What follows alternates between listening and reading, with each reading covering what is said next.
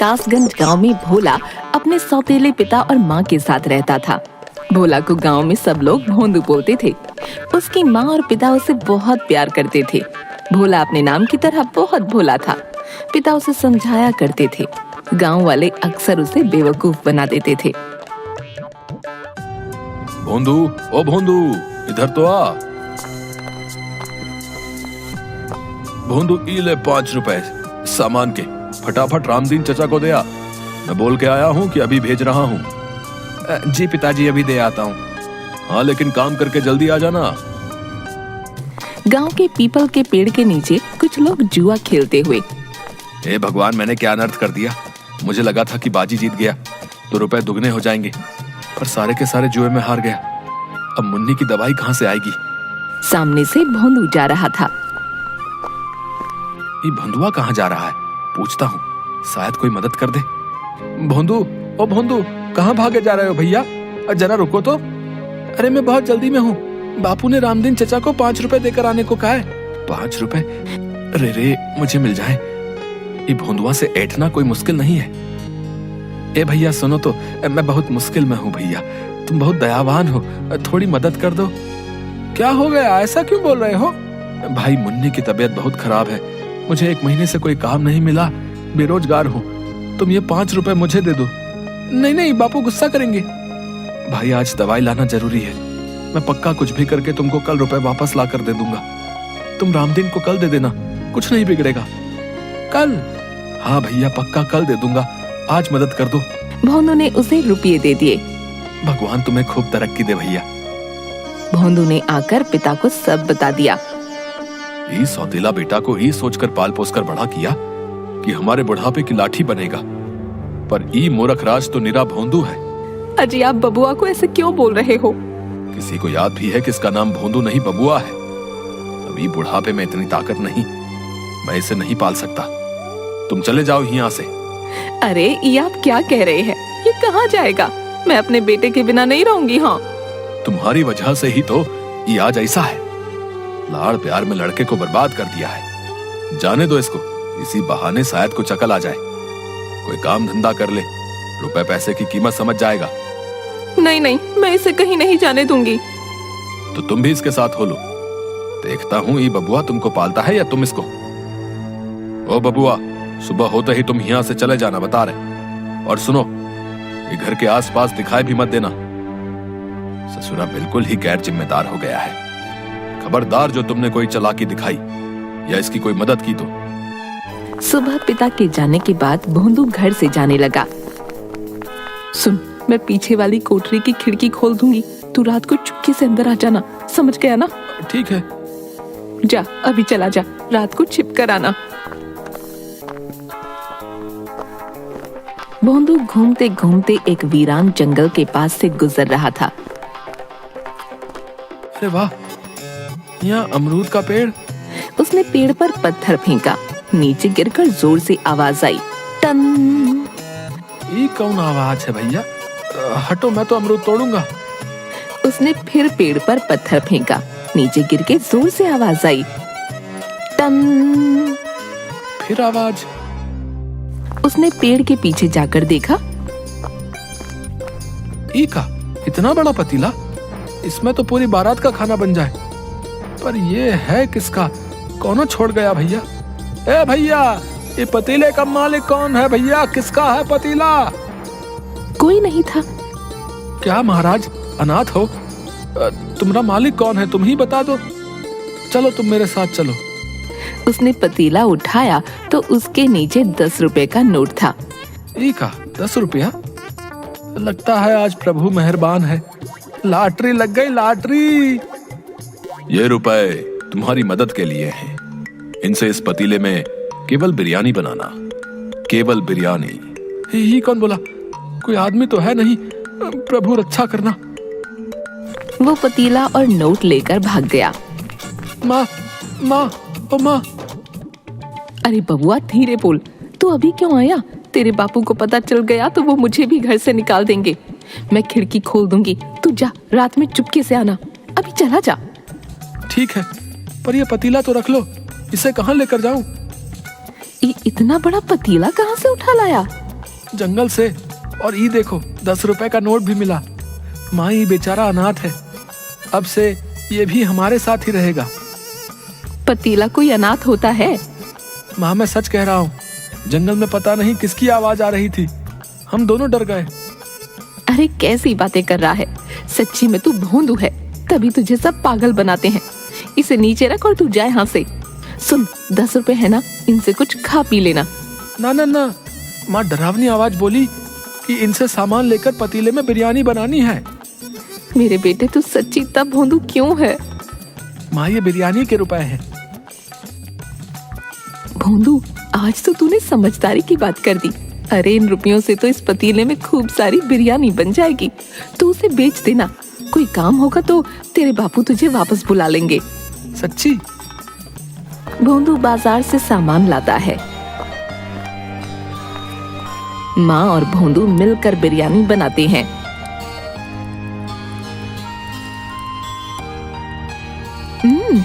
बहुत स्वाद बनी है। माँ इतनी सारी बिरयानी का क्या करे? माँ बिरयानी को 2 बड़े डिब्बों में डालकर देती है। तू ऐसा कर, खेतों की तरफ चला जा, वहाँ बहुत मजदूर काम करने आते हैं, वो ले लेंगे। पर हाँ, तेरे लिए बचा कर रखती है, इसमें से मत खाना। सुन बेटा, किसी को मुफ्त में मत देना, सबसे 1-1 रुपया लेना। अच्छा अच्छा। भोंदू खेतों के पास डिब्बे और बड़े बड़े पत्ते लेकर बैठ गया। बिरयानी बिरयानी, गरम गरम बिरयानी। कोई ले क्यों नहीं रहा भैया? ए भैया, बिरयानी खा लो, बहुत गरम है। नहीं भाई रहने दो, मैंने खाना खा लिया है, वैसे भी बहुत थका हुआ हूँ। ए भैया आराम करने जा रहा हूँ भैया। अरे एक बार चक्कर तो देखो, मजा आ जाए, तुम्हारी सारी थकान गायब हो जाएगी भैया। अच्छा अब इतना कह रहे हो तो लाओ खिला दो भैया। मजदूर ने 1 ग्रास आराम से लिया, इसके बाद सारी गपागप खा गया। वाह सच्ची में मजा आ गया भैया, ये तो चमत्कारी बिरयानी है, मेरी सारी थकान गायब हो गई। मजदूर ने खेतों में आकर बाकी मजदूरों को ये बात बताई। सब ने आकर भोंदू की बिरयानी खाई। भोंदू सबसे रुपये लेकर वहाँ से चला गया। वाह इतने सारे रुपए हो गए, माँ खुश हो जाएगी। बापू को पता चलेगा तो मुझे घर में आने देंगे। बुढ़िया कोने में सिमटी हुई। बेटा, ओ बेटा, थोड़ी मदद कर दो। भोंदू ने उसे एक सिक्का दे दिया। सुनो बेटा, तुम्हारे पास खाने को कुछ है तो दे दो, मैंने 2 दिन से कुछ नहीं खाया, मेरी जान निकल रही है, मैं अपनी जगह से हिल भी नहीं सकती। भोंदू ने डिब्बा खोलकर देखा। सारी बिरयानी खत्म हो गई है, ये लो थोड़ी सी बची है। बुढ़िया ने बिरयानी खाई। ये तो बहुत अच्छी है, ऐसा लग रहा है कि मुझ में जान आ गई। तुम बहुत खुश रहो बेटा। रुपया मिल गया, आशीष मिल गया, रुपया मिल गया, आशीष मिल गया। अरे ये क्या बड़बड़ा रहा है रे? बिरयानी बेची कि यूं ही आ गया? अरे माँ रुपए मिले और बूढ़ी माई का आशीष भी मिल गया। क्या कह रहा है? ये देखो सारी बिरयानी बिक गई और रास्ते में एक बूढ़ी माई मिली थी, उसने खूब आशीष दिया। अरे भोंदू, मुझे पकड़ कहीं मैं गिर ना जाऊं। अरे अरे माँ, मेरे भोंदू ने एक दिन में रुपये कमा लिए। भगवान, ये कोई सपना तो नहीं? माँ तुम भी बिरयानी खाओ, सब कह रहे थे ये बिरयानी चमत्कारी है, इसे खाते ही उनका जी अच्छा हो गया। अरे सुनती हो, कहाँ हो? अरे रे भोंदू, तेरे बापू आ गए, तू अंदर वाले कमरे में जाके छिप जा। भोंदू भागकर कमरे में छिप जाता है। ये लो पानी पी लो। भोंदू आया था यहाँ? नहीं नहीं, वो नहीं आया। सच सच बताओ, तुम दोनों माँ बेटे ने मिलके आज क्या खिचड़ी पकाई है? खिचड़ी? खिचड़ी नहीं, हमने तो बिरयानी पकाई थी। पर आपको ये बात कैसे? आते समय खेतों वाले मजदूर मिले थे रास्ते में, बोल रहे थे तुहार बेटा आज बिरयानी लाया था, वो कमाल की थी, उसे बोलना कल भी ले आए। अच्छा, वो सच्ची में ऐसा बोले? हाँ, ये क्या माजरा है भाई? भोंदू ने कोई काम शुरू किया है तो बताओ, मैं उसकी पूरी पूरी मदद करूंगा। सौतेला हूं तो क्या हुआ, हूं तो बाप ही। 1 बरस का था जब तुमने उसे मेरी गोद में दे दिया था। मेरी कोई औलाद नहीं है, मुझे बाप होने का एहसास उसी ने करवाया है। तुम क्या सोचती हो उसे घर से निकाल के मैं खुश रहता हूं भला? वो भोंदू नहीं, भोला है। सब लोग उसे बुद्धू बनाकर अपना मतलब साधते हैं। बस यही चाहता हूं वो अपने पैरों पर खड़ा हो जाए, नहीं तो हमारे जाने के बाद ये गांव वाले उसे जीने नहीं देंगे। नाना, ऐसा मत कहिए। मैं जानती हूँ आप उसे बहुत प्यार करते हो। कुछ हो जाए, आज तक आपने उसे कभी न छुआ। ये गांव वाले तो अपनी औलाद की एक गलती पर उसे मार मार कर अधमरा कर देते हैं। धत, एक ही तो लड़का है, पीटने के लिए थोड़े है। सुनो, कहाँ है वो? बुला लो। ओ तो मैं तुम्हें भी अच्छे से जानता हूँ, जहाँ छिपाया है बुला लो। भोंदू, भोंदू। भोंदू, अरे आजा बेटा, ये घर तेरा है। भोंदू चुपचाप गर्दन लटकाए आ गया। सुनिए जी, मैंने आप लोगों के लिए बिरयानी बचा कर रखी थी, अभी लेकर आती हूँ।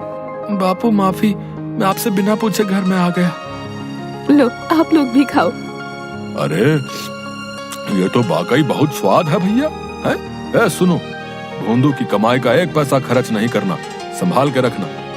बिरयानी बनाने के रुपए मैं दूंगा। भोंदू की बिरयानी खूब बिकने लगी। वो जितने डब्बे लाता सब बिक जाते। सारे कासगंज में भोंदू की बिरयानी चर्चित हो गई। एक दिन भोंदू बिरयानी बेचकर वापस आ रहा था, तभी कासगंज के एक बदमाश राधू ने भोंदू का रास्ता रोक लिया। ओ भैया, क्या बात है? तुम्हारी कमाई तो रोज बढ़ती जा रही है। अब भैया, राज क्या है? ये बिरयानी कैसे बना रहे हो? हैं? कोई अलग मसाला वसाला है तो बताओ जरा। ना ना, मैं नहीं बताऊंगा, माँ ने मना किया है। अरे भगवान कसम भैया, मैं किसी को नहीं बताऊंगा। बताओ तो सही, क्या राज है? राज तो पतीले में है। मुझे जंगल से एक बहुत बड़ा पतीला मिला था, उसमें लाजवाब बिरयानी बनती है, कोई झंझट नहीं। अच्छा, तो ये बात है, इसके पतीले का कमाल है सब। आधी रात को राधू खिड़की से भोंदू के घर की रसोई में घुस गया। अच्छा, तो ये है चमत्कारी बिरयानी वाला पतीला। अरे बाबा, ये तो बहुत बड़ा है भैया। इसे बेच भी दूं तो अच्छा माल मिलेगा। ये भोंदुआ भी ना। वो एक हाथ से पतीला उठाने की कोशिश करता है, फिर दोनों हाथों से कोशिश करता है और दूर जाकर गिरता है।